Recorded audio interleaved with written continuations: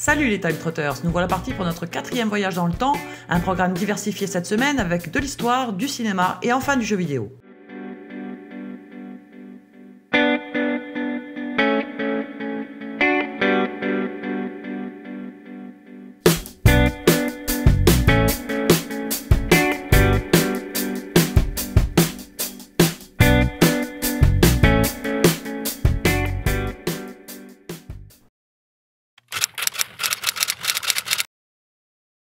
Allez, on commence tout de suite par une période plutôt noire des États-Unis, la Prohibition. Si elle devait être appliquée aujourd'hui, je suis sûr que bon nombre d'entre vous feraient de grosses économies d'aspirine. Ou pas. Mais laissez-moi tout d'abord vous en donner une petite définition. La Prohibition aux États-Unis marque l'interdiction de la fabrication, du transport, de l'exportation et de l'importation ainsi que de la vente des boissons alcoolisées.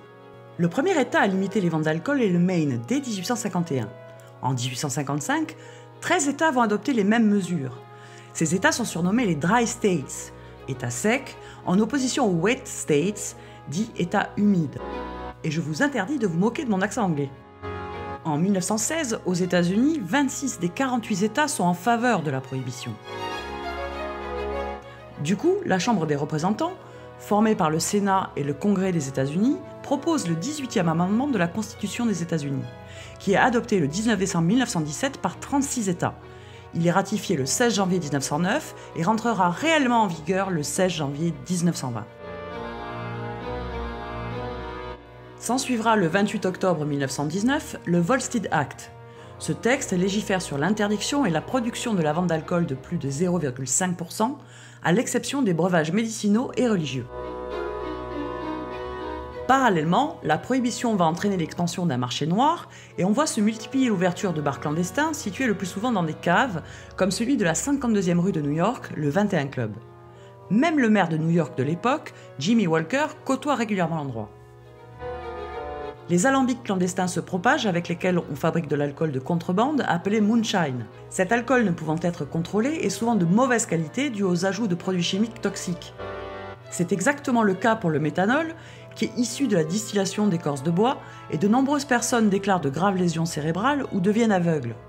Aujourd'hui, on pense que l'alcool frelaté de l'époque aurait tué 1 millier d'individus. En conséquence, les organisations criminelles s'emparent du marché juteux de l'alcool de contrebande. C'est le cas du célèbre Al Capone qui, à Chicago, bâtit sa fortune grâce à la prohibition. Et c'est à cette période qu'Eliot Ness et ses incorruptibles engagent le combat légendaire contre Al Capone. Faute de preuves contre le gangster pour des crimes graves, Ness l'inculpe pour fraude fiscale et le condamne à 11 ans de prison, peine maximale pour ce fait. La corruption est le maître mot pendant la prohibition. La police, les juges et même les agences chargées d'en faire appliquer les lois sont corrompues. Ajoutez à ça la mauvaise et difficile coordination des autorités aux frontières d'un pays trop grand, les lois ne sont ni efficaces ni appliquées. Sans compter que la prohibition coûte cher, le manque à gagner provenant des taxes sur l'alcool et l'augmentation constante du chômage mettent à mal l'économie américaine. La prohibition joue un rôle majeur dans la crise économique qui touche les États-Unis dans les années 30. Pour contrer cette crise, le Volstead Act est remplacé par le Blaine Act, qui est commandité par le sénateur John J. Blaine du Wisconsin, et qui vise à autoriser de nouveau la vente de boissons peu alcoolisées comme les bières légères, et ainsi en récupérer le montant des taxes. Le Sénat américain adopte le Blaine Act le 17 février 1933, ce qui va abroger le 18e amendement sur la prohibition. Cette abrogation est officiellement reconnue comme le 21e amendement de la Constitution américaine le 5 décembre 1933. Malgré tout, certains États comme l'Oklahoma et le Kansas imposent la prohibition jusqu'en 1948. Le Mississippi, qui rend l'alcool illégal dès 1907, mène la prohibition jusqu'en 1966.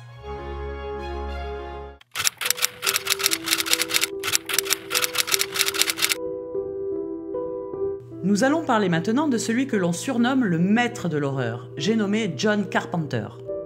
Je ne vais pas vous citer la totalité de sa filmographie, une vidéo n'y suffirait pas, mais je vais vous parler de quelques-unes de ses œuvres. Pour commencer, John Carpenter est né le 16 janvier 1948 à Carthage dans l'État de New York. Son aventure cinématographique commence pendant son cursus universitaire. Il participe comme co-scénariste, monteur et compositeur au court-métrage de The Resurrection of Bronco Billy, qui va remporter en 1970 l'Oscar du meilleur court-métrage de fiction. Son premier long métrage est aussi issu de ses travaux universitaires, puisqu'il s'agit de son film de fin d'études, Electric Dutchman, d'une durée de 37 minutes et pour un budget de $6 000. C'est alors qu'un producteur lui propose d'enrichir son court-métrage et lui avance la somme de $60 000. Carpenter coécrit avec son copain d'université Dan O'Bannon, qui sera plus tard le co-scénariste d'Alien le 8e passager, et compose lui-même la musique. Le film est renommé Dark Star et sort en 1974. Cependant, le premier vrai film de Carpenter est Assaut, qui sort en 1976. Tourné en seulement 20 jours, avec un budget de $100 000, le film amène Carpenter à porter plusieurs casquettes, comme dans beaucoup de ses réalisations. Il est à la fois réalisateur, scénariste, monteur et compositeur. En octobre 1978, Halloween, le film qui va lancer sa carrière, sort pendant le Festival international du film à Chicago. Même si la critique américaine n'est pas bonne, les $47 millions que rapporte le film aux États-Unis et ceux de l'international estimés entre 60 et 70 millions les feront mentir. C'est aussi dans Halloween que Jamie Lee Curtis fait ses débuts dans le rôle principal de Laurie Strode. Le thème principal de la BO est aussi l'œuvre de Carpenter, et elle est certainement sa composition la plus célèbre. Vient le tour de Fog, en 1980, qui lui permet pour la deuxième fois avec Halloween de remporter le prix de la critique au Festival d'Avoriaz. En 1981 sort New York 1997, avec Kurt Russell dans le rôle de Snake Plissken. Il rapporte $25 millions aux USA et plus d'1 million d'entrées en France, ce qui en fait son record sur le vieux continent. Pendant l'été 82 arrive The Thing, toujours avec Kurt Russell pour le premier rôle. Le budget cette fois est de $15 millions et la BO est confiée à Ennio Morricone. Vous savez, celui qui faisait toutes les musiques des western spaghetti. Vient ensuite, en 83, l'adaptation du roman de Stephen King, Christine. Christine ne plaît pas à son auteur, mais le film est désigné comme la meilleure adaptation du roman de King.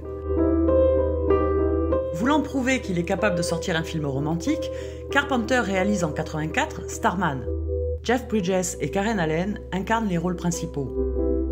Après quelques films mal accueillis par la critique, comme Prince des Ténèbres, Invasion Los Angeles ou Les Aventures de l'Homme Invisible, Carpenter sort en 1994 L'Antre de la Folie. Ce film est inspiré de l'univers d'Howard Phillips Lovecraft, pour qui Carpenter a une grande admiration. En 1995, il réalise le remake du Village des damnés de Wolfria. Ce film fait un flop total, jusqu'à lui valoir la nomination du plus mauvais remake aux Razzie Awards. Arrive le moment, en 1996, de la sortie du deuxième volet de New York 1997, Los Angeles 2013. La Paramount finance le film pour, tenez-vous bien, $50 millions. Le film est accusé par la presse de remake déguisé du premier film et obtient de piteux résultats au box-office. Touché par ce nouvel échec, Carpenter dira que tourner des films, ce n'est plus marrant. Malgré tout, quand on lui propose Vampire tiré du roman de John Stickley, il accepte et réalise aussi la BO. Vampire sort fin 98 et récolte 5 nominations aux Saturn Awards. Il en obtient 3, le prix du meilleur acteur pour James Woods, celui du meilleur maquillage et enfin de la meilleure musique. Mais épuisé par d'autres échecs comme celui de Ghost of Mars de 2001, Carpenter met presque 10 ans pour sortir un nouveau long métrage, The Ward, l'hôpital de la terreur, en 2010. The Ward est encore une fois mal accueilli par la critique aux États-Unis. Vous l'aurez compris, John Carpenter est le mal-aimé des critiques du cinéma américain. Pourtant, son œuvre va devenir culte avec les années, notamment grâce à l'édition de ses films en VHS et DVD. John Carpenter dira de lui-même « En France, je suis un auteur. En Allemagne, je suis un cinéaste. En Grande-Bretagne, je suis un réalisateur de films d'horreur. Aux États-Unis, je suis un raté. »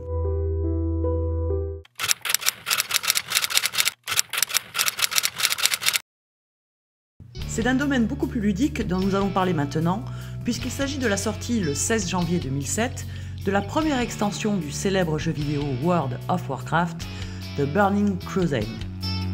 Vous avez vu un peu cet accent, ça rigole plus maintenant. Bon allez, poursuivons. Pour les non-initiés du genre, WoW est ce que l'on appelle un MMORPG ou plus simplement un jeu de rôle en ligne massivement multijoueur. Alors je ne vais pas vous retracer l'histoire du jeu, ni vous parler de son célèbre éditeur Blizzard Entertainment, mais je vais plutôt vous citer quelques chiffres astronomiques liés à cette franchise. World of Warcraft est sorti le 23 novembre 2004 aux États-Unis et il totalise plus de 100 millions de comptes pour environ 500 millions de personnages créés. Le jeu est joué dans plus de 244 territoires, dont les plus exotiques tels que l'Antarctique ou les Bahamas. La bande originale du jeu et ses effets sonores mis bout à bout ont duré 6900 minutes, soit 44 CD audio. Le scénario du jeu comporte plus de 6 millions de mots, soit 12 fois plus que la trilogie de Tolkien, Le Seigneur des Anneaux. Il y a plus de 2,8 millions de transactions dans l'hôtel des ventes virtuelles au sein du jeu, soit 2 fois plus que sur eBay. Mais WoW est aussi une star de YouTube, avec 200 millions de vues sur le compte officiel, 26 millions de vidéos publiées par les fans et 50 millions de recherches par an. Alors vous allez me dire que tout ceci doit rapporter un paquet d'argent. Eh bien vous n'aurez pas tort. Pour jouer à WoW, il faut acheter le jeu et ses extensions et souscrire à un abonnement mensuel. Le titre, qui a bénéficié d'une longévité exceptionnelle dans le domaine, aura rapporté plusieurs milliards de dollars de bénéfices à son éditeur. Si bien que Blizzard a été racheté par Activision dans une opération de fusion, cette acquisition a été évaluée à 8 milliards de dollars en 2013. Rien que ça. Pour l'anecdote, Activision Blizzard, qui est désormais le mastodonte de l'industrie vidéoludique, a également fait l'acquisition de King, qui éditait entre autres le célèbre jeu mobile Candy Crush, pour la modique somme de 5,9 milliards de dollars. Enfin, après plus de 11 ans d'existence, sachez que WoW est en baisse drastique d'abonnés depuis maintenant plusieurs mois et est retombé à son seuil de 2006. Espérons que Blizzard saura redresser la barre d'une manière ou d'une autre, mais quoi qu'il advienne, WoW est déjà rentré dans la légende de la jeune histoire du jeu vidéo. Notre voyage s'achève, un grand merci aux 500 premiers passagers de la chaîne pour votre soutien. N'hésitez pas vous aussi à monter à bord en vous abonnant, likant et en laissant un petit commentaire. Enfin, félicitations aux gagnants du jeu d'indice sur Twitter et à très bientôt.